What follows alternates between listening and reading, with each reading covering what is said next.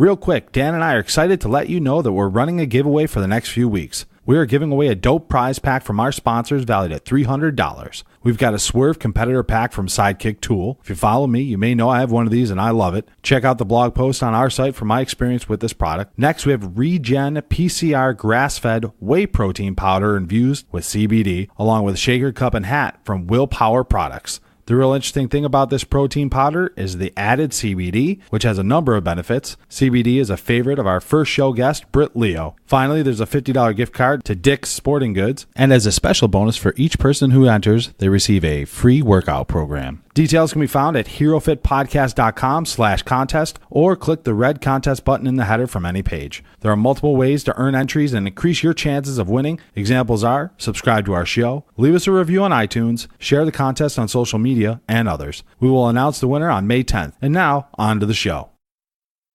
I would just say don't be afraid of trying something new and getting out of your comfort zone, right? Like get uncomfortable. Being uncomfortable, nothing happens when you just stay in your own little box or bubble. So I just say get out there and don't be afraid to take new classes or take new risks and Grippy socks. And purchase the grippy socks. Yes, they help so much.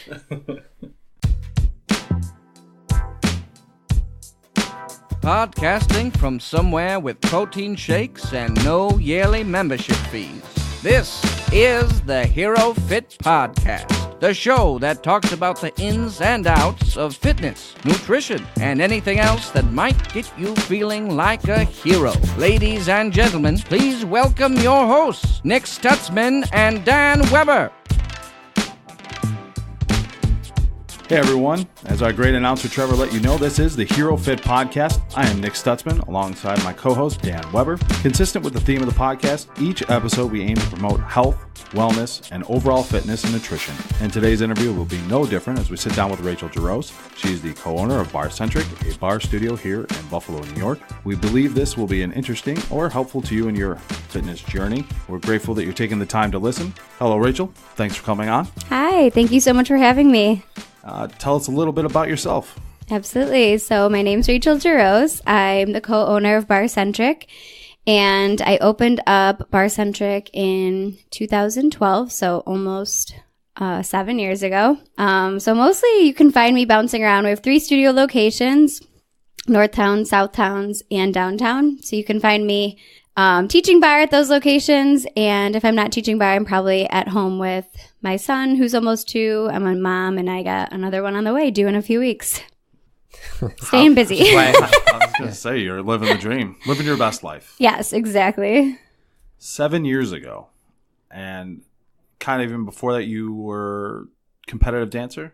Yeah, so I grew up dancing competitively with my business partner, Gia. That's actually how we met. We grew up dancing at David D. Marie together.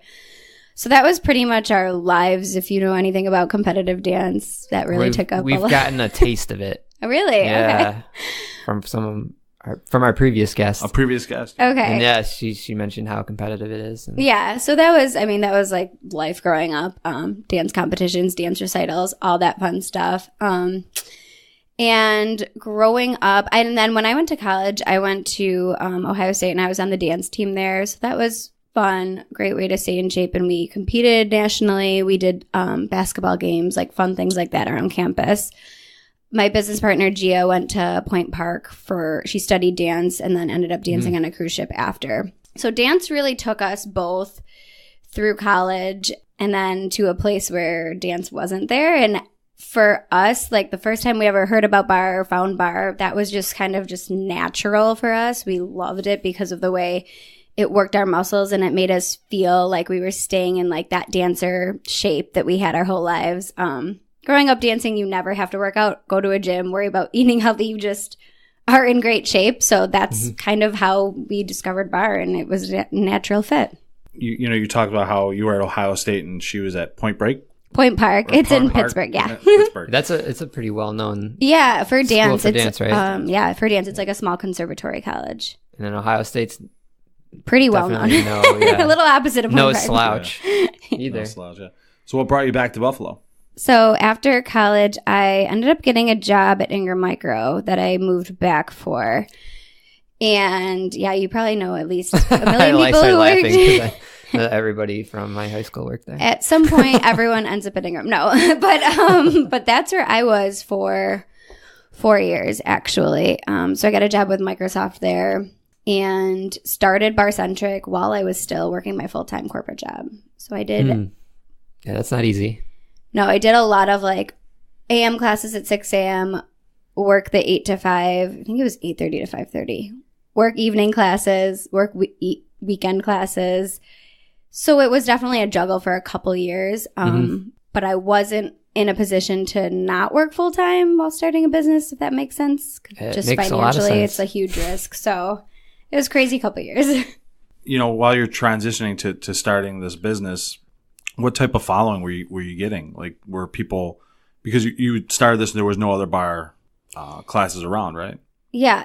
Not only were there no other bar classes around, which that was part of why I don't think either of us had ever said, like, we should open up a fitness studio. What kind of fitness studio should it be? Let's do bar. It wasn't like that. It was kind of more we had taken bar classes in other cities and we had fell in love with the workout and we just couldn't believe that nobody was doing it in Buffalo. So I wanted to go to bar classes as a client because I was working full time at Ingram Micro.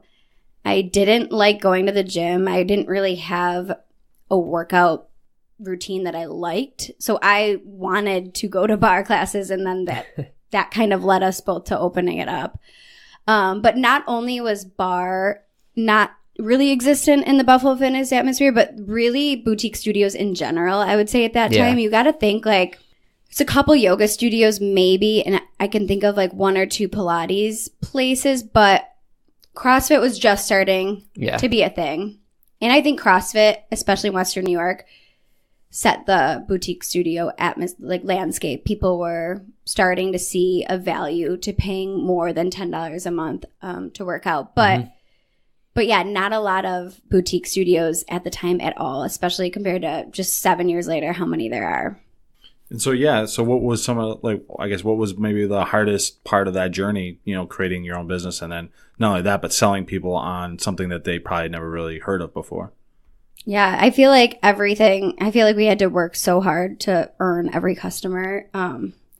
It was hard because part of it was just the term bar. Like if you drove by and you saw Barre Centric, it really didn't mean anything to anybody. Actually, a lot of people thought we were a bar where you could order drinks, and we'd get phone calls asking if we had the wrestling match on, and like it was just and then the people who like would drive by and think like, oh, bar, like they would be like, oh, it's a dance studio, like can I sign my daughter up for dance? So it just really took a while, but it was slow at first, but I really feel like the way we just grew was word of mouth. We just started having people come in, love it, tell their friends about their new workout place, and it just grew kind of organically from there. So in the beginning, how many people you think were showing up to classes? Oh, I mean, some classes 0. But I think I remember running, like, this kind of seems old school too, but I remember running a Groupon that first month that we opened. And this was back when everyone bought Groupons.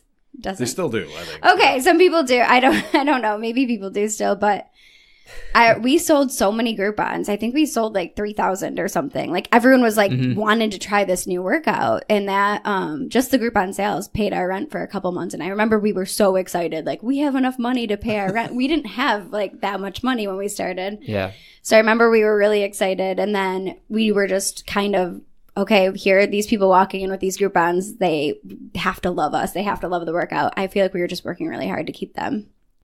Yeah, that's the logic. You're going to get an influx of people, and you got to try and capitalize on it and make them fall in love. So I would assume you were pretty successful because you were able to open a second location 2 years later, right? Yeah. And then, so that second location also was kind of more of an organic thing. I don't think we ever set out, like just how we never really set out to say, we definitely want to open this fitness studio. That kind of just idea came to us because we wanted to go to bar classes. And after we had that studio on Main and Transit for a couple of years, just people kept, like, we'd get emails and phone calls like, we need a studio downtown. Or some of our clients were coming to class, but they were working downtown, and they were saying how we'd love if you had another location we could go to before and after work. So the demand just seemed there. We just listened to what people were telling us.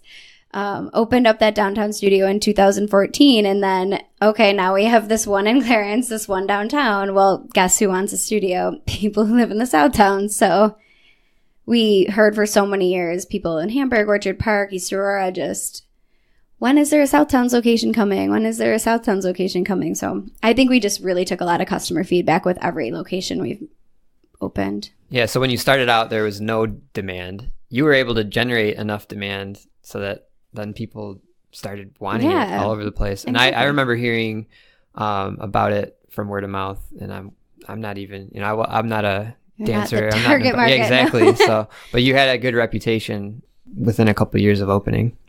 Yeah.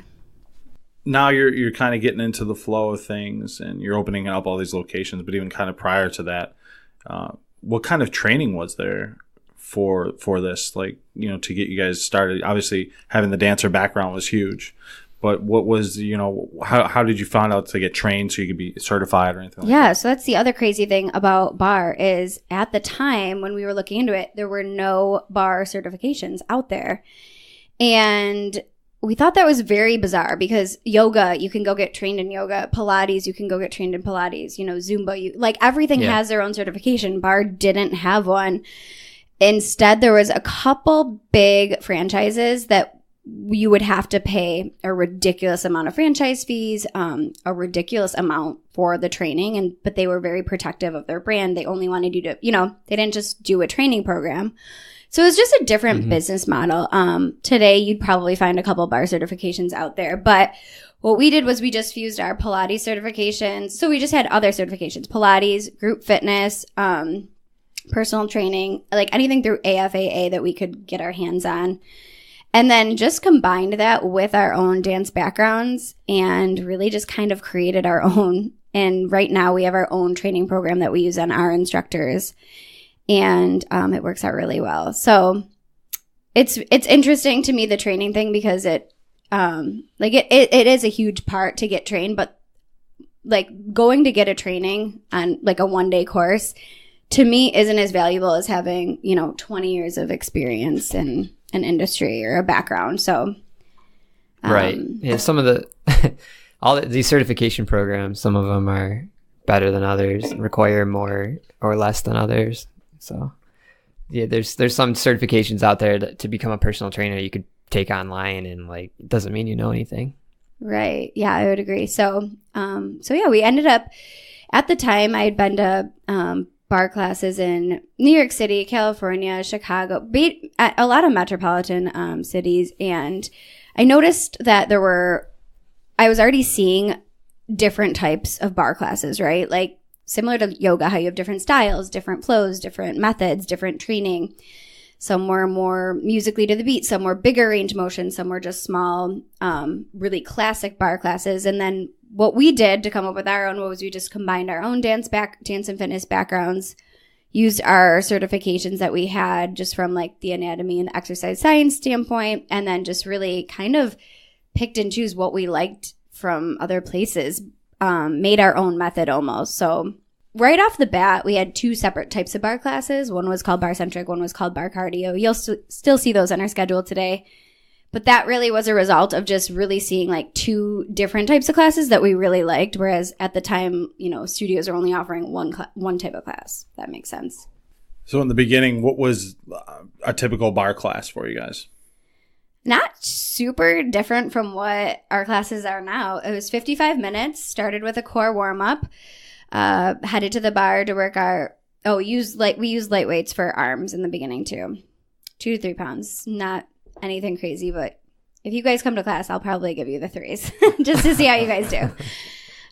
So we'll use weights, work our arms, and then head to the bar for thighs, glutes, and finish with some abs. So the format has really stayed the same. What's changed is we use a lot of different props in every class. So you might, we'll use a ball or a balance disc, or we've gotten really creative with, now we have trampolines in our studios and some resistance straps that hook to the bars.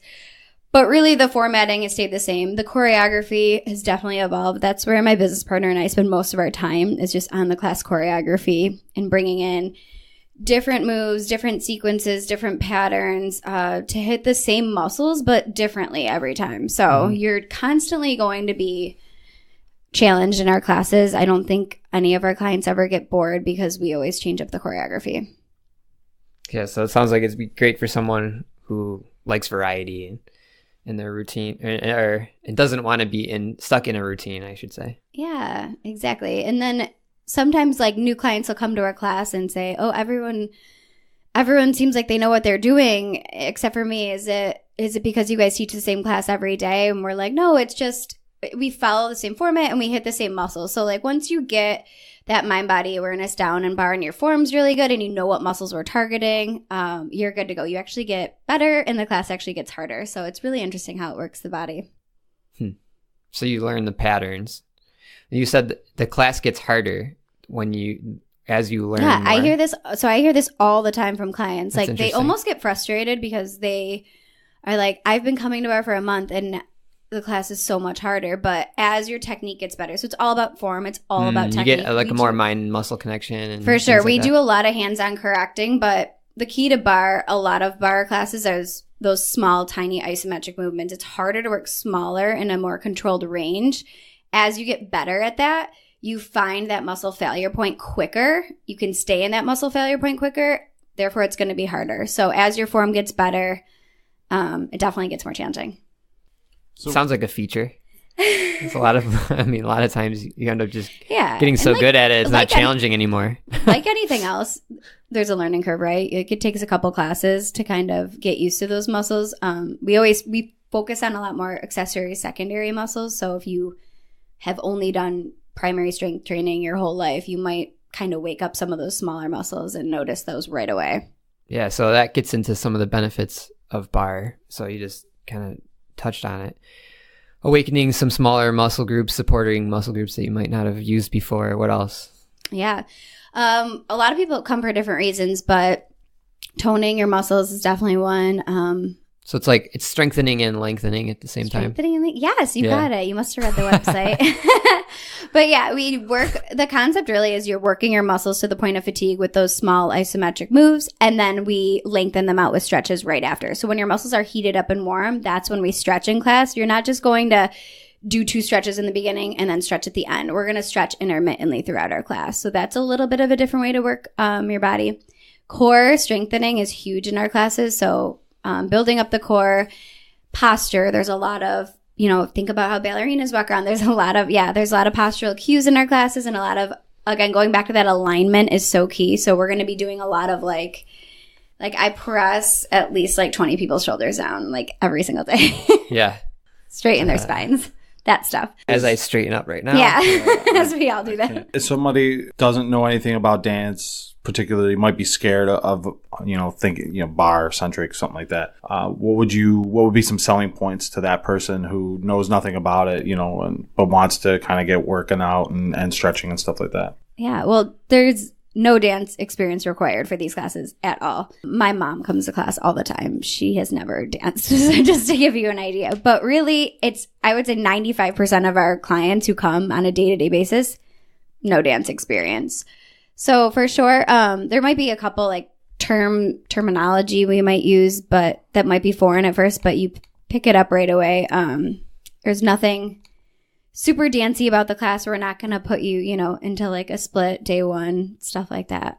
So anyone can do it. And the other thing I always tell people is that it's a low impact workout, the whole class. So at no point in class are you running, jumping, doing anything, putting any kind of stress on your joints. It's very easy to modify, take at your own pace, or challenge yourself. So we're going to see any class you walk into, you'll see a range of ages, a range of fitness levels. Typically right now in Buffalo, what is your age range? The downtown studio, I'd say, is a little younger demographic. So we get more of the 20 to 35-year-old bracket. But the North Towns and the South Towns, it ranges. Starts as young as 20 to maybe right out of college and goes up to, I think we have a couple clients that are 70. Nice. So it really is something you can do your whole life. That's good.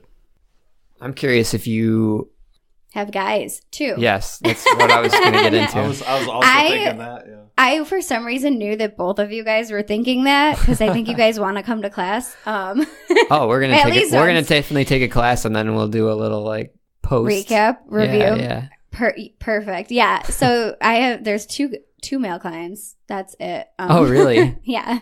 So even less than I thought, actually. How many were you thinking? I don't know. I was going to say, how many men do you get on an average class? Like one or two? Maybe a dozen. I don't know. Yeah, just two. Three Who have like come consistently, signed our Centric Centennials board, which means they've reached 100 classes. All right.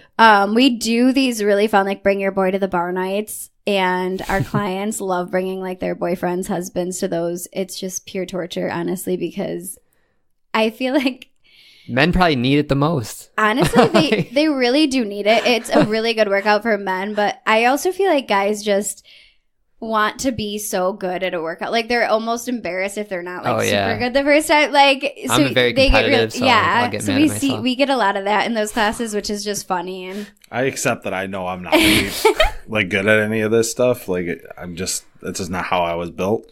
So I'm not, built like flexible. And we took a dance class, and I was mad that I couldn't nail like this jump off one leg, twist and land move like on my first try. So Dan did like 10 times. Get all flustered and frustrated till I could nail it.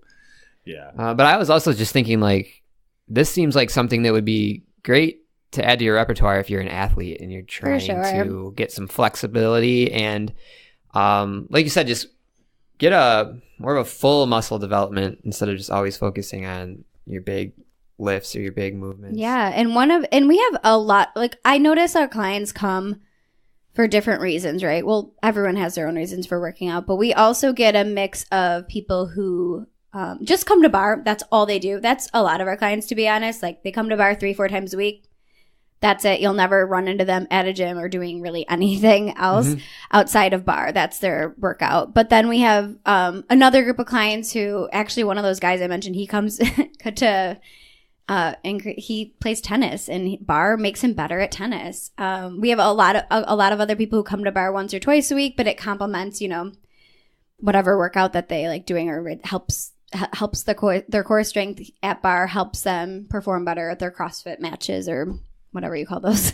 Yeah, I was actually thinking about that. Like, so that's one of the questions that came to my head. If I was going to do this, like, what would be the minimum number of classes I might want to take per month to see?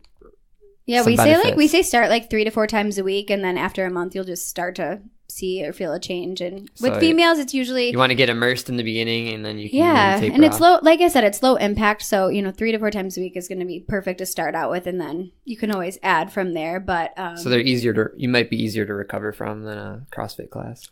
Yes, and I think the stretching helps too, because there's so much stretching in our classes. A lot of clients always say, I'm going to be so sore tomorrow. I'm going to be so sore. I'm like, just see how you feel, because we did a lot of stretching, and that definitely helps with the muscles. But yeah, we get a mix. We get a lot of people who come and use bar to complement their other exercises, and then the people who are just diehard bar, that's all they want to do. And so what are some of the innovations that you're implementing? You said the choreography is something that you guys are focusing on now, but and then you guys have been adding trampolines and all this stuff. Exactly. So so our fusion classes was what we call them. So our fusion classes are right now the bar bounce class, which is the one with the trampoline. So that one works more like a high intensity interval training class. We're going to be jumping on the trampoline, getting the heart rate up, and then heading to the bar to tone the muscles. So that one's really intense but really awesome class. We also have these resistance straps. So we have a different class called Bar Resist that uses resistance straps attached to the bar. And that really, those straps kind of mimic, if you guys have, I don't know if you've ever done like a Pilates reformer, been on like a reformer machine. I have. There's a lot that we can kind of mimic. So it's a lot of core. It's a lot of like Pilates based. We're not actually touching the bar. We actually take the bar away from our clients, which is kind of evil. But that's a great workout. And then other than that, we're just we constantly switch up the props. You'd be so surprised how much you can change up just by adding like a small prop. Like we just ordered these just yoga blocks actually, which doesn't seem like anything super creative, but we can do so much with that yoga block just to get the muscles a little differently and hit the muscles in different ways than we've been doing. taking similar exercises and positions that we're doing in our classes and just, varying them up a little.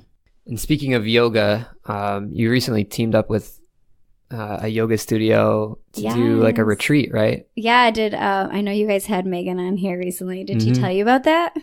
Yes. Yeah, she gave you a shout out. Yeah, so we're excited.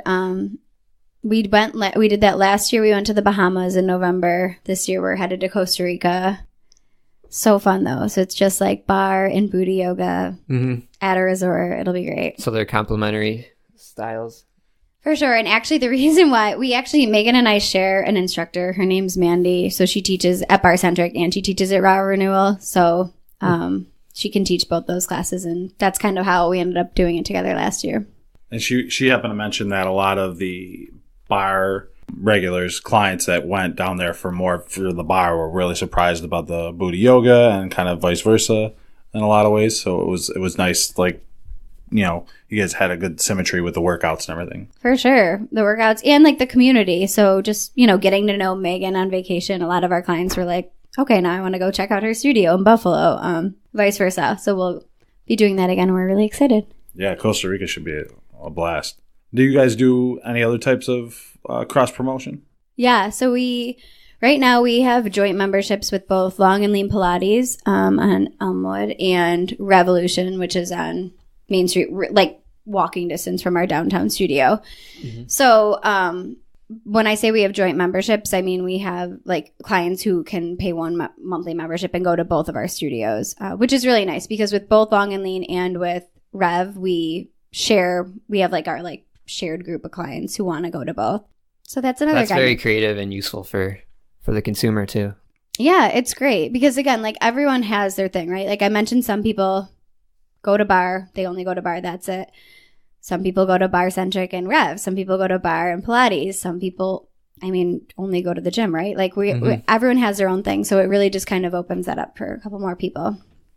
And then Canal Side as well, so you guys do some outdoor classes. Yep, you'll see us downtown. We popped up last year at Canal Side every Monday night. I think we'll be there again on Monday nights. You might see us at the Outer Harbor. Really, we'll pop up in actually the most randomest places to do a bar class. Anywhere where there's like a railing, you'll probably see us. You'll probably just be like riding your bike and see us doing a class somewhere. We love taking advantage of the warm weather in Buffalo and getting outside for these classes. So those pop-up classes, are they for members only? No, free to the community. The ones at Canal Side are sponsored by Blue Cross Blue Shield. So if you go to the Canal, if you've never been to a class there, if you go to the website, like you're going to see a different fitness class there every day. They do a really good job of bringing in local instructors to teach down there. Yeah, I know they're doing some yoga as well and some other stuff. Yeah, yoga. You'll see boot camp. Yeah, you could work out for free every day if you just wanted to. If the weather's good. If the weather's good, yeah. If it's not raining. All right. Kind of something you were talking about with membership.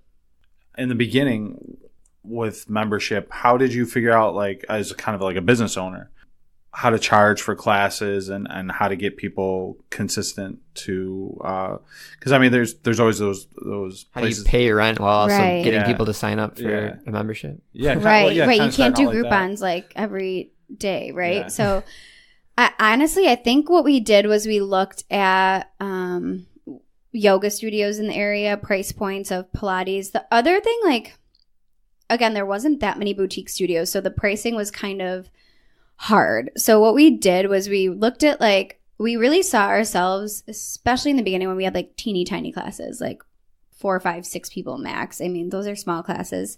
We saw ourselves in this middle section where we're going to be more expensive than a gym, but less than a personal trainer. But we really saw ourselves as that middle kind of place where we blended the benefits of having a personal trainer. Because our classes are small, we're doing a lot of hands-on correcting. You're feeling the benefits of having a personal trainer, but also it's the fun and the community aspect of a group fitness class. So that's really kind of how we did our pricing, was just, it's got to be in between here. And honestly, that's kind of a big range, right? A personal trainer in a gym is very opposite price points. Yeah. But we kind of started somewhere in the middle, and just right away we knew that we wanted to have class packs and a monthly unlimited, because we figured there's going to be the people that are going to want to come once in a while, once a week, pop in. And then there's going to be the people that are going to be diehard and want to come 5-6 times a week. So we right away had that priced out. But honestly, we've probably tweaked it a couple of times since, just kind of based off supply and demand. And we run specials seasonally, like probably every fitness place. No more Groupons. No more Groupons. How do you feel about ClassPass? I actually like ClassPass. So before ClassPass launched here, I would just hear of so many people, of so many of my friends who lived in other cities. A lot of my college friends actually from Columbus. So my friends who lived in Atlanta, New York City, they would always tell me how they went to a bar class. And I was like, really? I thought you guys hated bar. Like, you always didn't really understand what bar was. But they were always telling me how they ended up trying bar through ClassPass and really liking it and sticking with it. So when we found out ClassPass was coming here, I just jumped on it because I figured it would get people to just try it who wouldn't have. So yeah, right now it's going well. We're just getting a lot of people trying it out. And because we have 3 locations, so we have the North Towns, the South Towns, and the downtown, and you can use any package or membership at the 3 studios, I think a lot of those people trying it out on ClassPass are seeing the value in that and wanting to try them all out. The whole thing, is it's a convenience factor. I definitely see that. But I wonder if people here in Buffalo are almost laggard to it and just taking their time and just kind of flushing it out instead of being like you, maybe a little bit more proactive with it and maybe testing it out.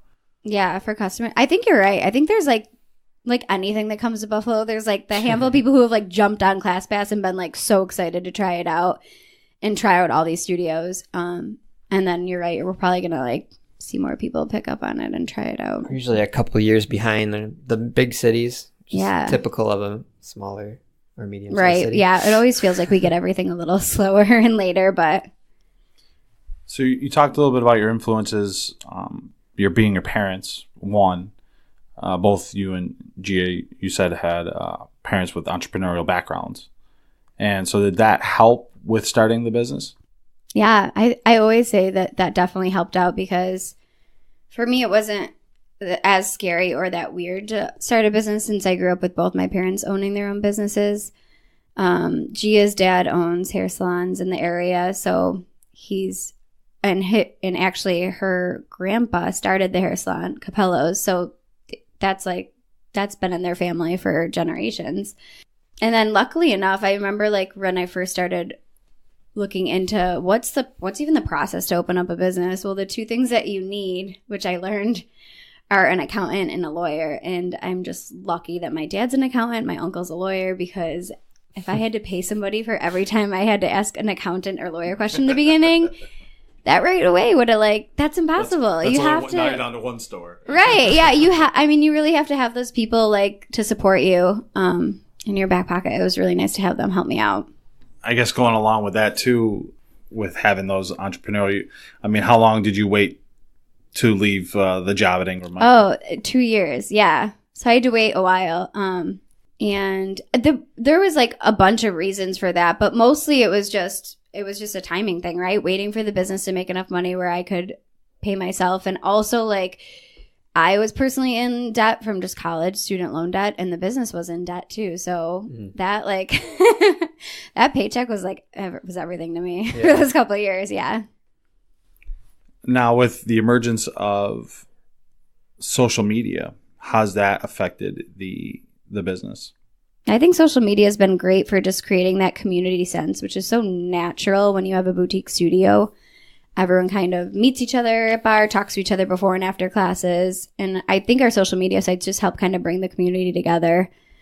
And I do think people find us on social media too sometimes, especially when, their friends are going or posting pictures in our studio or commenting on things like that. Did you use social media in the beginning to do events or to kind of promote the business more, or was that something that just kind of came along with other people? I remember using Facebook right when we started. I think that was probably it. Maybe dabbled in Twitter the tiniest bit, but Twitter just never felt Twitter's right for me. For me, but yeah, I remember using Facebook at the time. Though, I feel I don't know if Facebook ads weren't a thing at the time, or if I just wasn't smart enough to pay for them. But they would have existed then. But not a lot of people were probably doing it. They were probably really cheap back then. They would have been. They were probably so cheap. If I could go back in time, I would have just not spent $1 on a newspaper, radio, anything ad. I would have just put all my money there. But coulda, woulda, shoulda. Hey, that's the business owner life. That was the game. That was the blueprint back then. Yeah, because I feel like we really did kind of like test everything out a little bit, right? Like try and add in this Buffalo Spree magazine, try a radio, try a television spot, just to kind of like see. But nothing worked like word of mouth. Really, nothing worked as well as word of mouth in the beginning, and I think that's still true today with a little bit of that help from social media and Groupon. Groupon was huge. I think it's just in the beginning for Groupon now. I've seen a lot of like massage studios or stuff like that use Groupon, and then they're like, all right, we got to wean ourselves off the Groupon, because people don't necessarily come back or value the real price point. Yeah. Yeah. Yeah. I mean, I personally used to buy Groupons all the time, but I just don't anymore. I don't know why. I think it's more of just now once in a while. People use them for like one-offs. Yeah. I think ClassPass will take over more for fitness. For sure. Oh, for sure. My personal opinion. I'm not going to speculate too much on Groupon. I don't know much about the demographics or why people use it or how. Like I said, that's just what I've heard through hearsay, so who knows. What other businesses would you say kind of help, with you guys making the transition to kind of full-time? Was there anybody else in the community that kind of helped you guys out? I mean, I can't think of anyone who like didn't help us out. I feel like in the beginning it was just so nice to have any support from anyone. And like I said, our clients were our best supporters from day one. So if there was anything they could do, whether some of our clients had their own businesses and they would be like, can I take some brochures? Can I give these passes to my clients? Things like that. So it's hard to just kind of pick like one or two people, like anything. And the best part about honestly living and owning a business in Buffalo is the community support and the way that people just jump behind like local business owners. You guys have probably seen that. I mean, the way that people in Buffalo support local businesses as opposed to like franchises it's unreal. Like I don't think there's anywhere that is like that. Yeah, I think that's probably what has helped, like the fact that you just said that we've got all these boutique, smaller studios that are popping up left and right here. And 7 years ago, they didn't exist. Like it could happen that quickly because of that community support. Yeah, exactly. And like I said, if it's a local business, they know the owner, they know, it's this business that started in Western New York. I think people in Buffalo really understand the effect of that. When you're a local business, you're getting everything locally. So like, keep the money. Yeah. So like our signs and our audio equipment, all that stuff. If we were a franchise, that all comes from a corporate building across the country. And I think, again, it's something about Buffalo the whole community understands really about that concept. So how many instructors do you have now between each studio? Oh my God, why don't I know this? 12. Okay, so 12 including Gia and I. I'm pretty positive. I just hired one. That's why it's throwing me off. But I'm pretty sure it's 12 total. Would you guys, you have like 3 or 4 per each location? Yeah, kind of. Most of our instructors float between a couple, which is nice. So and it ranges. We have a couple of our instructors are stay-at-home moms, and they teach 2-3 bar classes a week. We have, I know I mentioned Mandy. Mandy teaches like 20 classes a week. She teaches a lot of classes right now for me. And we have our studio, we have a manager at our South Sounds location. Her name is Elle. She teaches a bunch of classes. So, and she'll bounce around between all 3 studios. So there's a couple of us that kind of bounce around. You can find us at all the studios, and then some that just kind of stay. But it's nice that we can all, I mean, nothing's super far. We can all, if we need to, drive 20 minutes to the other studio to cover a class. And tying in that the question previously about social media and this question about how many instructors you have and how many classes you teach, you just recently started dabbling in YouTube. Yes. Putting workouts on there. Who teaches those, and how's that going? We all do, actually. We all like film them, but our clients love them because if they're out of town or they're traveling for work, it's super easy. You can just grab a chair, use it as a bar at home, and you can still get your friendly Barre Centric instructors right on your YouTube channel. But yeah, we've been filming a bunch of them recently, and right now we're gearing up for a fun challenge. We call it Suns Out, Buns Out. We do it every year, the 10 weeks leading up for summer. So we've been filming some videos. All of my instructors have filmed one for the channel, so it's fun. Lots of good engagement. Yeah. YouTube, like, when I said, like, I was starting a YouTube channel, like, you know, you see, like, the crazy YouTubers who have, like, millions of views. and that's, like, definitely, obviously not us right now. But goals, right? But no, I mean, really just some of our videos have taken off. Like, some of the ones that we've thrown up there, just, like, 45-minute full-length workout. And, again, we're putting them up there for our clients. But, like, clearly they're, you know, they're getting over 10,000, 12,000 views. So clearly those are going. Yeah, someone so else there's is people finding all over them. the country watching them. Yeah, or I shot a prenatal video recently, a prenatal bar fitness video, and it seems like there's just not a ton of those up there on YouTube. So like things like that are getting a lot of views. So it's cool. People all over the world are finding us. That's what I love about YouTube is we'll get like comments from people that are like not our clients but super far away, and they're like, love this workout. So it's fun. That's cool. And YouTube's got a unique kind of community, online community. So you're starting to get in on that. Yeah. Do you think too with that, is there not a lot of, I don't know, I would say probably outside of the big cities, is there not a lot of bar classes, you think, bar studios? Outside of like the big cities?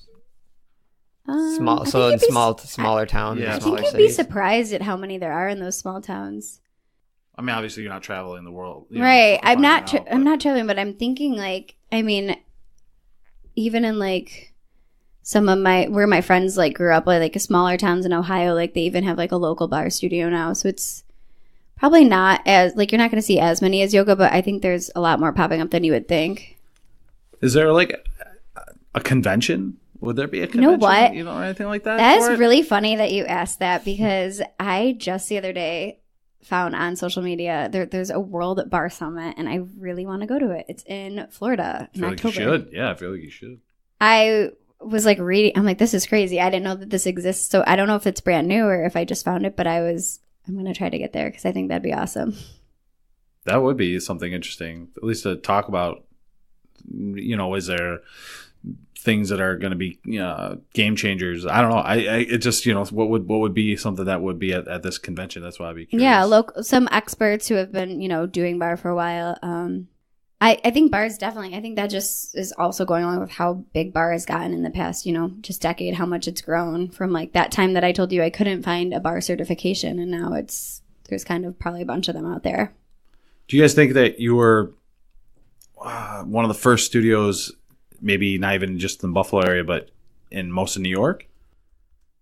New York, probably. I mean, in New York City, there's probably a bunch, but outside of New York City, I can't say that I found that many. Because I really was trying to go, like, do my research and see other places. And where were the classes that you guys were taking them at when you said yeah. So, like, I mentioned California. That was the first bar class I'd ever been to. And I remember going to this studio in California right on the beach, like Manhattan Beach, Hermosa Beach area. So, like, I probably went on like a Friday at 9 a.m. And, like, I remember personally being very intimidated at that class and thinking, like, it almost felt like I don't want to say stuck up studio, but, like, almost like it was almost like a workout studio that I felt like you had to be, like, almost a celebrity to go or something. Like, it was just very kind of uppity, I guess. Like pretentious, very pretentious. I mean, I think the class was $37. Wow. For one class. Like that's what I paid to take it. So that's like an interesting round number to choose too. Yep. $37. And isn't that funny that I remember that because yeah. I remember being like, so this is crazy. This is $37, and people were there, and I just remember. I mean, I grew up dancing, and I was intimidated in this studio. So my first impression of bar was that this is just for people who live in LA and New York City. And I was like thinking it was not something that ever would be able to do well in Buffalo. And actually it wasn't until I went to my first class in Columbus, Ohio, where I went to college, that I started thinking more, well, maybe if it does well in Ohio, it could do well in Buffalo. I actually through studying business in college, I learned that Columbus was like actually a test city for a lot of things that opened in Buffalo. So a lot of restaurants and retail stores we get in Buffalo, they tested there. So those Rust Belt cities. Yeah, I just kind of like jumped on that and was like, all right, it's working there. It'll work. Interesting. Yeah, because it's as you said, you were the guys were the first. So, for not really having it within 100-mile radius, probably or anything even close to that, it would be interesting to see how that would have fared maybe at a time like this now where maybe it would have been more popular. Yeah, but I think that was also the excitement about it, right? Because I was super naive and I was thinking that like maybe someone else would open up a barre studio, but oh my God, probably not for like 10 years. You know what I mean? Like I felt like we were so ahead of the curve, like being that naive at that time. That was probably good though. But it was probably great. And honestly, but that was the excitement about it was like no one's doing barre, like gyms aren't even doing barre. And like now I realize like how easily people can implement new things. But I just felt like we were going to be like so ahead of the game, which we were. And we were the first to open studio. It's more about being the best than it is even about being first, but you got both. And that's what I realize now is like it's all about execution, right? Mm-hmm. So like just because we were the first to open our doors, that doesn't mean anything, right? Yeah. And I think that, again, being so naive at that time, not being able to see that competition would have opened up quicker than we thought. But that's what I focused on, when we did get more competition and everyone, that's one thing that a lot of people told me is like, well, when gyms start offering barre classes, like you won't be able to like stay in business, right? Because people will just like pay the gym price. But I think throughout all that, I think what I just started focusing on more was just our company, our brand, and then our classes, like just keeping them the best and keeping them high quality was even more important. I think the spin studios have proven that that's not necessarily true because we took a spin class at a boutique studio downtown and we took one at a big box gym and the difference was very stark. Without going into details, like what's your biggest like takeaway from that? Or so we went to biker bar versus a big gym and the instructor I would say was more professional, more entertaining because it's more of a full-time job versus a part-time thing. She also so they have better equipment. Yeah. So better sound system, better lighting. Yeah. So just more thought is able to be put into it. A specialization of it. Right. So I think you're going to find that with like any boutique studio. My favorite is when people tell me that they like went to a barre class and they mentioned a gym and I'm like, oh, that's crazy. Like I didn't even know they had bars. Oh no, they didn't have bars. Oh, okay. So you took a barre class without a bar. Interesting. Like, do you know what I mean? Like, so equipment, things like that, they're going to see a range. Yeah, these commercial franchises, they're not necessarily putting a lot of thought into each and every class because they don't necessarily have to. And they're mostly probably focusing on just getting memberships and having the typical gym equipment. Right. And you're definitely going to see people attend fitness classes at gyms. But if you really like our diehard barre, you can go on our website and we have over 75 class times to choose from a week. So at a gym, if you really like, I don't know, barre or boot camp or whatever, you might check the schedule and only see like 1 or 2 a week. So I think that's where boutique studios have an advantage too. Yeah. And then there's just going to be a qualitative difference with the instructor. I mean, what do they say? It takes 10,000 hours to master something. So you guys have an advantage in terms of for sure. mastery over barre versus someone who's trying to do that and a million other things. Right. And I think, too, you can recognize, like you said, you have that hands-on approach. You're able to recognize from all the years that you've been doing it, if somebody's struggling with a movement or whatever the case may be, that you can help nurture and whatnot and give it, like you said, more of the hands-on approach. And the community, I would say, is another thing. Right. You can notice, so we went to the spin class at the gym.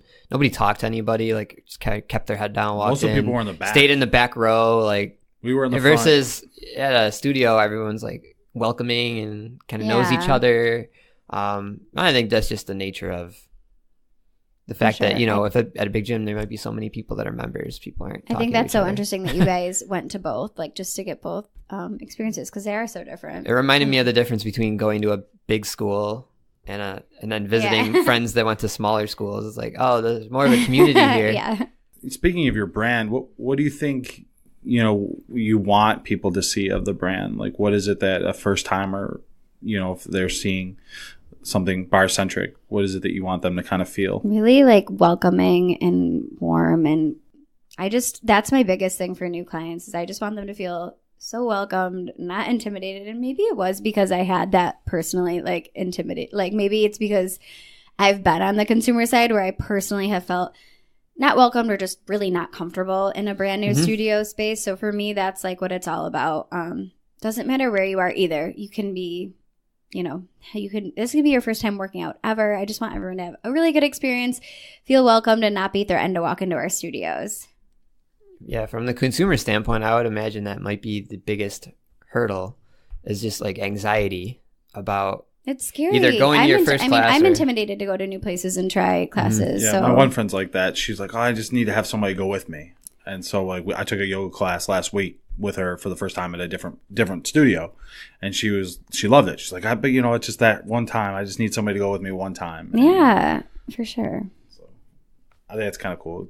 People have their quirks with that stuff. But once they can see that everyone's accepted and it's a cool place, I think you get over that hurdle, like you said, welcoming and all that. Yeah. You guys, I think I also saw you guys have your own like clothing. Yeah, we have a retail line that we sell in the studios. Stuff that you would see in class, tank tops, yoga pants, things like that. We sell grippy socks, a lot of grippy socks. So they're just socks with grips on the bottom. And I thought you said groupie. Grippy, yeah. I didn't know what this was. I know. Right when I said grippy socks, and you guys just stared blankly. I'm like, So they've definitely never been to bar, who's the groupie? But grippy socks are a thing at bar class. Like I actually have a pair of grippy socks from yoga. Yeah. Oh, and actually for yoga they would help too. But it's like a thing. I mean, you can tell like I didn't know they were someone's first class because they probably don't have like the socks on. But they really do just help you grip down into our floor and get deeper into some of those positions. So they help. But like yesterday, like a couple of days ago, I forgot my grippy socks and I was like sliding all over. I'm like, I don't know how you people do this class without grippy socks. So if I take this class, I'm gonna have to wear. So if you take your class, I'll hook you guys up with some grippy socks. They really help. I promise. Oh, I got my own pair. I didn't know they were called grippy socks, but I got them. I feel like that's the technical term. You just didn't realize. Do they all have individual toes? Mine have individual toes. They're like no, but Vibram 5-finger. There's a couple that do have those, but most of them are just full socks with a ton of grips on the bottom. Yeah. So does that help supplement the business income, or is that something that you guys... Yeah, I mean, right now the breakdown is like 85% is classes, so 14 to 15% of our revenue comes from retail. But it definitely helps. Retail's hard though. I mean, I'll say that that's something like I could never open up like a straight retail business because it's hard. I just have learned I'm not that good at it, like inventory, sizing, like all that stuff. Satisfying the orders, all that. Not really. Yeah. Shipping, it's very, retail's a lot of work, but so I'm trying to just stick to the bar classes and do a little retail on the side. How is it? How do you guys balance as co-owners? How does that work for you guys? Yeah. So Gia does all the retail. No, but she does do a lot of the retail. I'm more marketing, finance, accounting, that stuff. Gia does more of the retail. She does a lot more of the class choreography and help in training our instructors. And then we have a manager who helps manage that Southtown studio, but she helps a lot with our retail and just kind of operations in general, I would say. But really at the end of the day, Gia and I just kind of balance things out. So our thing recently has been having babies. So she has a 3-year-old and a 1-year-old. Obviously, you guys can tell really I'll into babies these days. Obviously, you guys can tell that I am super pregnant right now. So, we'll definitely have to. Not just regular pregnant. You hide it well. We'll definitely kind of take. I'll be out on maternity leave. She'll probably pick up some of that stuff. She'll go out, have another baby. Yeah, we'll just keep having a baby. No, I think this is it. We're on like an every other year plan, so then eventually the babies can be the instructors. Well, that's why we're having them. No, I'm just kidding. Eventually, I think a couple years I can have them clean the mirrors, but right now they're just a nuisance. All right, now they're just there for show. Yeah. That's cool. I had a good question. Now I can't remember what it was. Oh, so yeah, speaking of the balancing thing.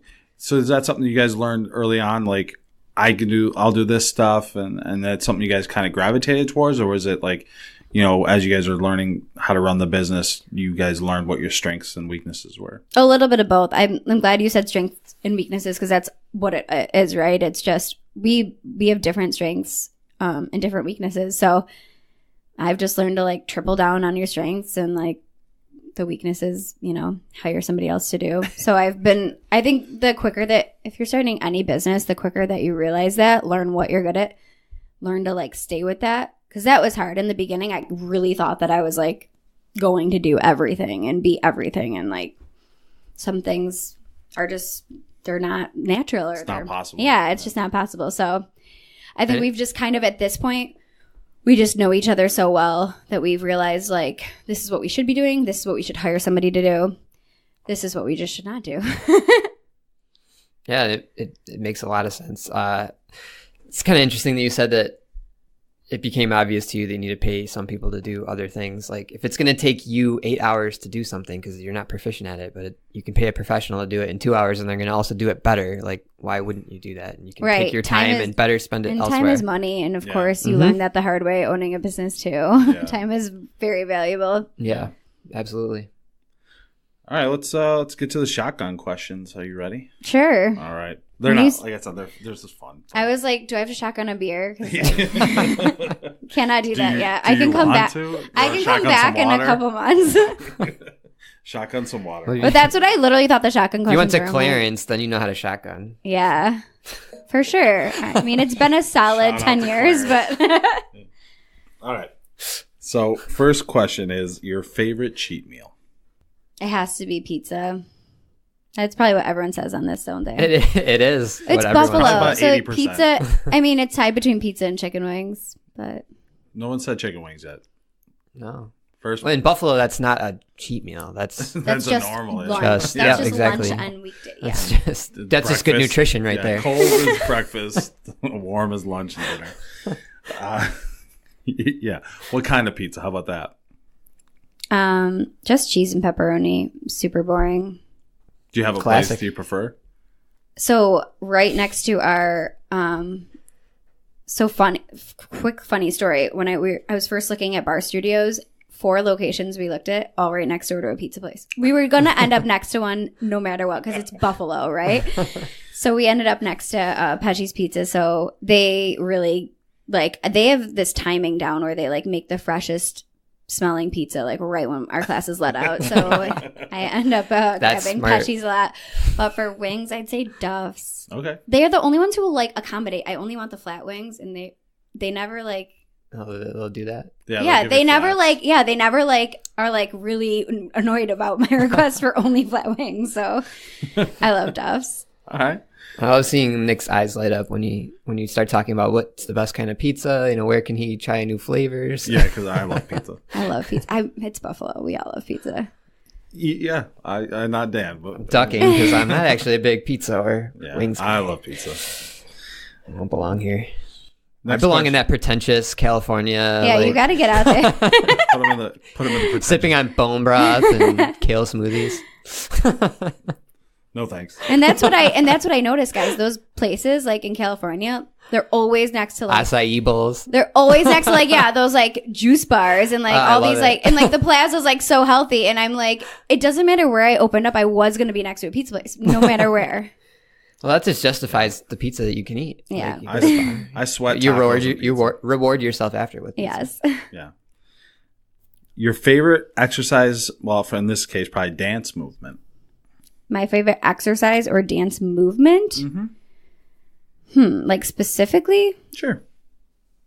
So in bar class that we teach, I really like anything that hits the glutes. So what's popping to my mind, and this will make sense to you guys when you come to a class, but we finish all of our classes with what we call back dancing. So it's basically a bridge position, squeezing your glutes, and it's really fun. I really like that. So we'll have to get a video of Nick doing that movement, and we'll put it on the website. And I'll put it on my YouTube channel. Yeah. I got glutes for days, so we're good with that. If you could change one thing about your fitness career, what would it be?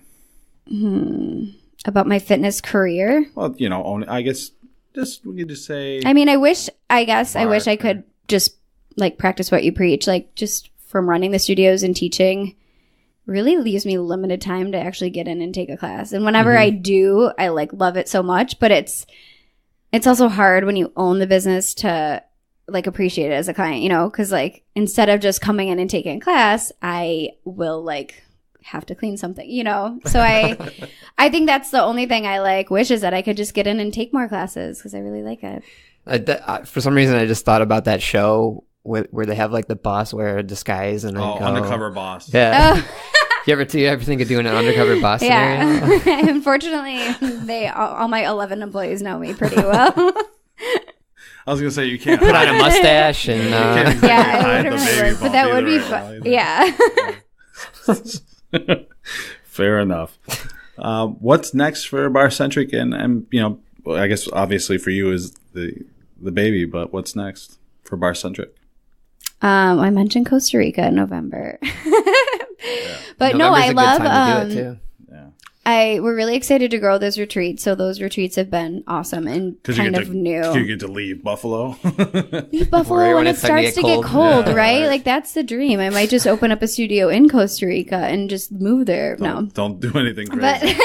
But really, we're still kind of like trying to grow our Southtown studio. So still trying to get more of a clientele out at our Southtown location, get that up. And then I'm super interested in honestly doing more with YouTube or online platforms, seeing what we can do to creatively get our workouts out there for our clients to keep up when they're traveling, but also, again, to reach new clients, which is why the YouTube channel has been exciting. And then who knows, it seems it's really kind of hard to keep track of what's happening with technology now with fitness, like whether it's going to be like whether we're going to have all of our classes live streamed one day and that's going to be a thing, or whether it's going to be, there's all these various apps out there. Virtual reality. Yeah. And VR and AR is something that like we always talk about, like what's that going to do to fitness? Like are people going to be like taking a virtual bar class one day?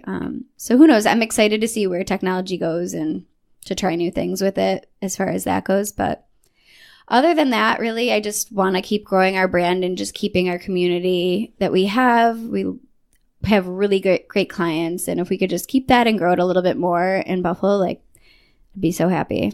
You guys think you'll open up any more locations? Or you kind of, you know what? It's so expensive. It's like it's kind of like having a baby. So it's like one of those things. It's like you forget about how painful it is. And like, our husbands were helping us install our floors at the East Aurora studio.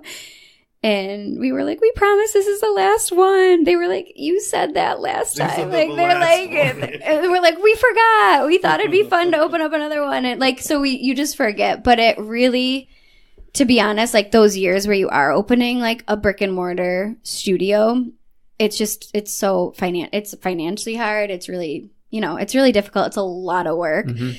That's why I'm kind of just excited to see where technology takes us, and who knows. Stay ahead of the curve. Yeah. You could franchise maybe. Yeah. Do you want to buy one? What kind of net worth do I need? I'd have to get back to you on that. I've looked into buying franchises in the past, and that's usually the barrier. You need to be worth at least $1 million. Like, all right. I know. My husband was like, why didn't we franchise a Chick-fil-A? Like he always wants to franchise like something or like Shake Shack or something. He wants to like franchise like. If you were the one that brought Chick-fil-A to Buffalo, you'd be a king right now. I know. That's good to be the king. So yeah, it seems like for franchising, there's always a lot more food options than health options, but. It's true. Last question. Any pro tips that you want to impart on our audience? Pro tips? Pro tips. Like... pro tips in the sense of, I guess for you, probably be, like, how can someone succeed at their first bar class? Oh, okay. I would just say don't be afraid of trying something new and getting out of your comfort zone, right? Like, get uncomfortable. Being uncomfortable, nothing happens when you just stay in your own little box or bubble, so... I just say get out there and don't be afraid to take new classes or take new risks and grippy socks. And purchase the grippy socks. Yes, they help so much. All right. Where can we find you? Okay, so barrecentric.com is our website, BarreCentric. You can follow us on Instagram. You can like us on Facebook. And then our 3 studio locations, they're all, did I tell you guys this? They're all on Main Street. Main Street? No, they're all on different, yeah. So we're located on Main Street, close to transit. That's Main Street in a town near you. We're located on Main Street, downtown Buffalo, and then we're located on Main Street in East Aurora. So maybe I should change the name to the Main Street Bar. Main Centric? Yeah, just any Main Street you can find us. But it is very confusing because you'd be surprised how many people call and they're like, I want to go to the Main Street location. And when I ask them which one, they don't know. They don't know. They're like, the one on Main Street. I'm like, okay. No, we don't. What town are you near? Yeah, where are you from? But yeah, anywhere on Main Street or on barrecentric.com. That's awesome. I didn't know that. That's a really good tidbit. We're on Main Street. It's so silly. It's like a who's on first, what's on second type thing. Which Main Street? Well, thank you for being on the show, Rachel. It was that was good stuff. Thank you guys for having me. Yeah. And we're definitely down to take a class. Perfect. So that's maybe how we'll end this episode. Yes. I look forward to seeing you guys for a class soon. Maybe the listeners will hear us talking about the results of the class next. Okay, cool. All right. Thank you. You're welcome.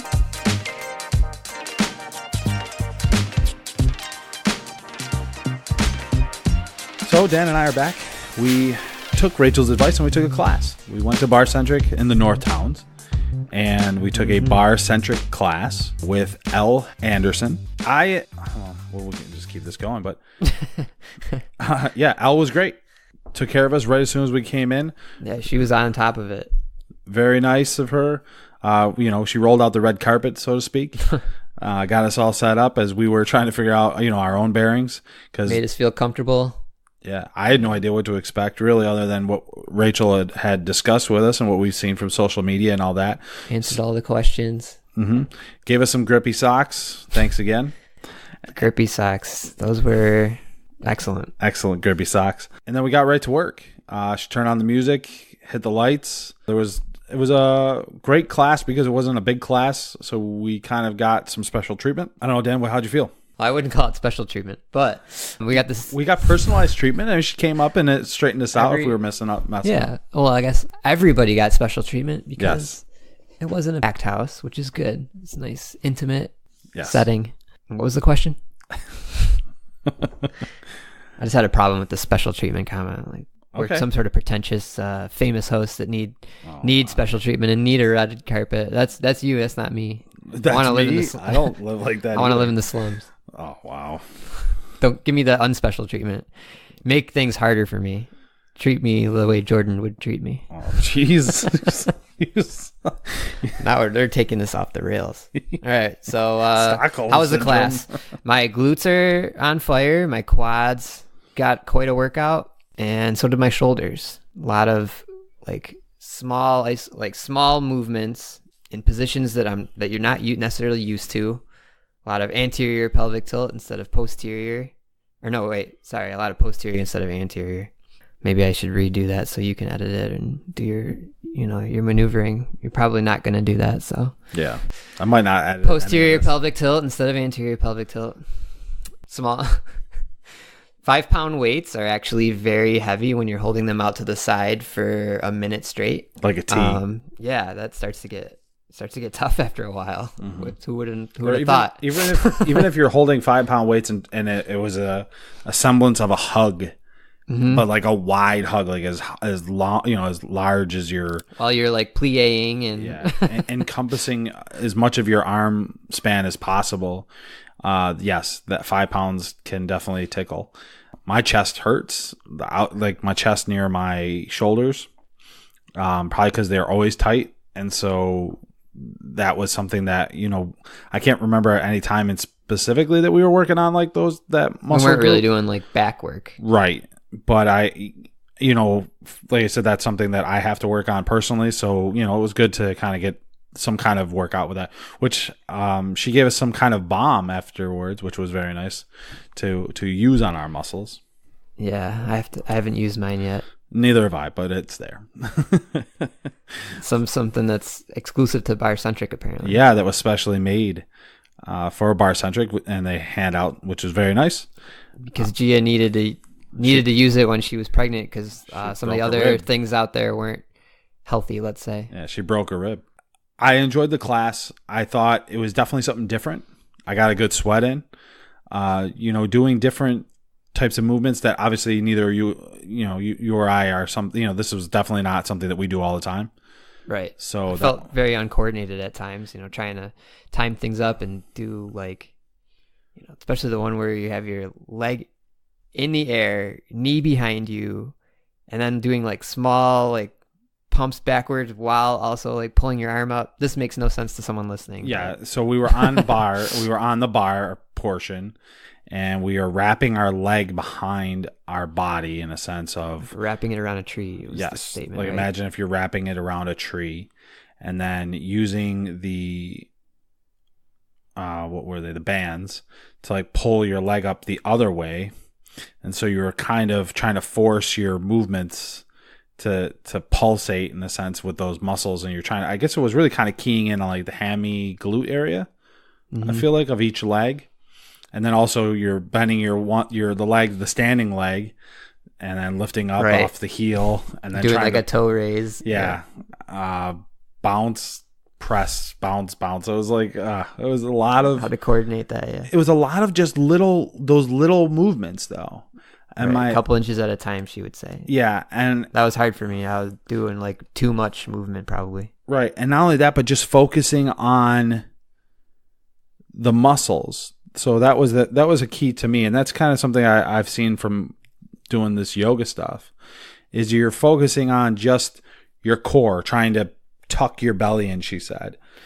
I thought that was a good coaching cue, because Yes. before, when I'm just trying to imitate somebody, I'm not thinking about the muscle that I'm using. Right. Great coaching cues.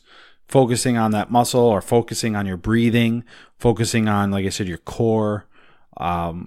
Using the bands. We have bands that we were playing with, which those bands were not meant for my size. I felt very struggling to get them around the ankle. Yeah, I was like, this isn't happening. I was like, even if I felt like, because I wore workout pants, but I felt like if I had worn shorts, I still would have been struggling. I would say the pants were a good call, because I probably tore out about a bunch of leg hair while pulling the bands on and off my legs. There you go. Had to keep it together. All right. So minor victory there for me. Yeah, I think that's, if we're just talking about benefits of this class, or benefits of Barre Centric for just Barre Centric class, because obviously we haven't taken every class and to know everything about it, but lengthening, building flexibility and mobility, and specific muscle group attention and focus. Yeah, especially for me, core in particular, I felt a lot in my shoulders, my glutes, and my quads, and some of my calves and feet as well. I definitely felt, I want to say for the most part it was an all body, encompassing for outside of your. I don't think, like you said, not really a lot of back per se, but keeping your back straight, but it was also core movement. So it was more for your core, but you're still trying to incorporate and keeping your back in a different position, or your front core, your back core, your side core. Yes. All the cores. So it was solid there. A little bit of arms. She was trying to do triceps, but with the band work for me, it was, I was focusing on it, and I was trying to, single that out with the triceps, but it was just awkward for me trying to do it that first time, I think. But I still was able to complete it, I guess. Other than that, it was, it was good. It was a great workout. I definitely thought, doing. Yes, worth doing. Especially it's a good lower body workout for someone like me who has been through numerous lower body injuries and car accidents with back issues and neck issues. It was a heavy workout with a burn without a heavy load put on my spine. Yeah, and that was addressed too in the beginning by Al, was, do you have any prior existing injuries? And I don't personally, and you do. So, I believe she said that there was definitely nothing, or I don't remember how she prefaced it necessarily, but, just kind of saying that you shouldn't have any issues, that this should be fine for you. Right. She's just doing her due diligence as a coach. So that's appreciated. Yep. Much appreciated. And, solid facility. Mm-hmm. Well decorated, and they got some merch and stuff too, which is cool. Yeah. And clean. Very clean. Well accommodating for what we needed it to be.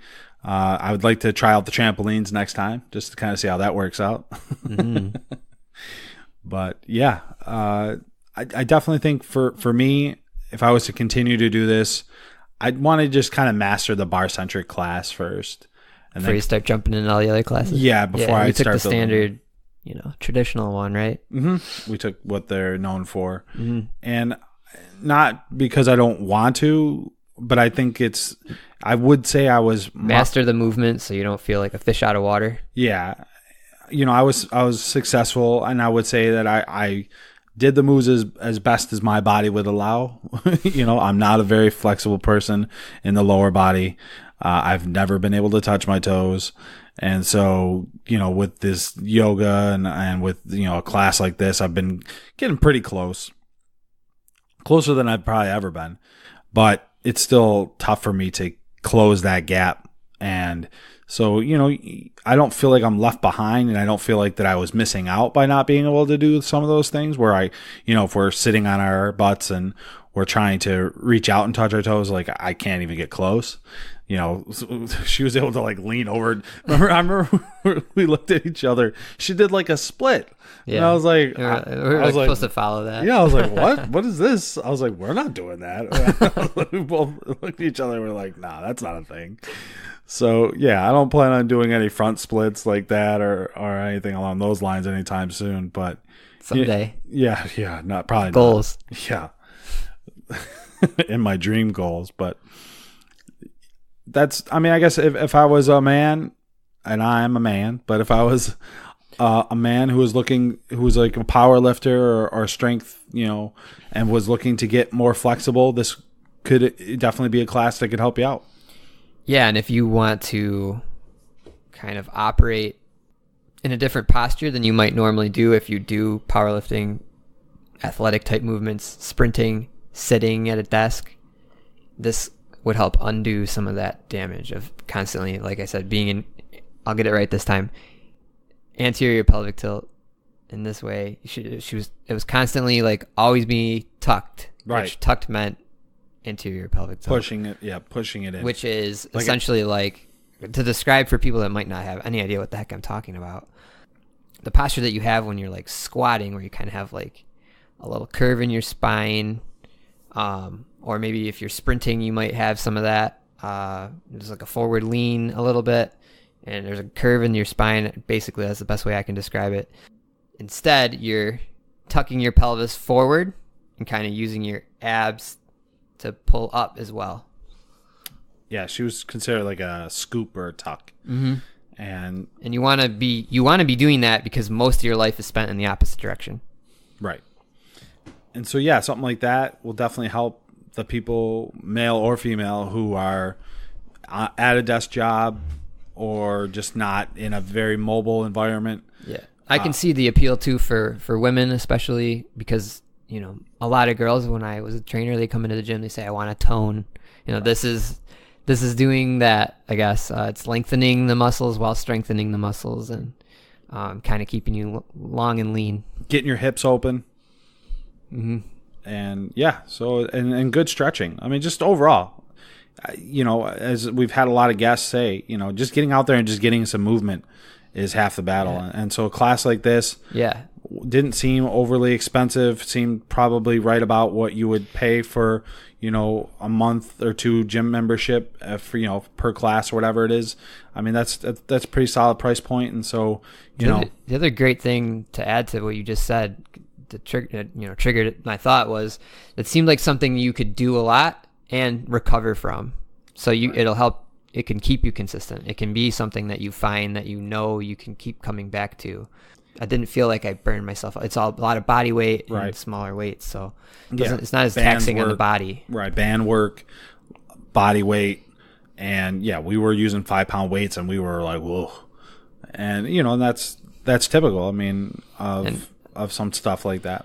And per the spirit of this show, we think it's great for anybody to try anything new, put yourself in new situations, get uncomfortable, grow, perhaps find something that clicks with you also. Yeah. I felt like she put us through our paces, which I wanted. You know, I didn't want to come in here. It was fast paced. Yeah, I didn't expect that. It was a pleasant surprise, even though it was hard to keep up because we didn't know what we were doing. Yeah, exactly. I see other girls are like slipping the bands on and they're going through, and I'm like, I can't even get one band around my knee, let alone two. I was like, so, you know, but that's fine. I mean, that's why I said, like, for me, it was like, all right, well, she threw us right in, you know, and told us to swim, and we swam. Wasn't easy. It wasn't a great swim, but I felt like that was fine. I appreciated that. That's what I kind of expected too, was to not be comfortable in the first, and I wasn't. And so we were playing catch up in a sense, but at the same time, learning a little bit about ourselves, learning a little bit about, you know, the exercises and seeing it from a different perspective. And I think that sometimes can be lost, when people are not trying something new, is that you don't, you know, as they always say, what's the saying, you know, don't knock it till you try it, and you know, give it a chance. And I feel like we did. We gave it the 100%, and I welcomed it to try it again.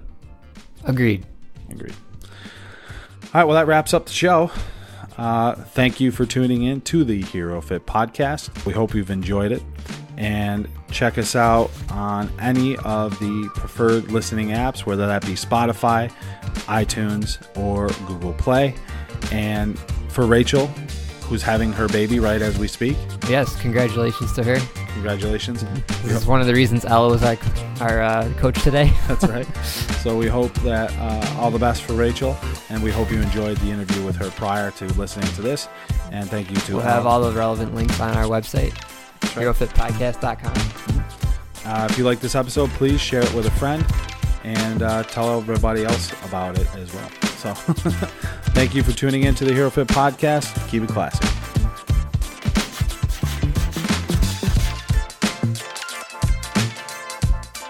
This has been another episode of the HeroFit podcast, making humans great again, one podcast at a time.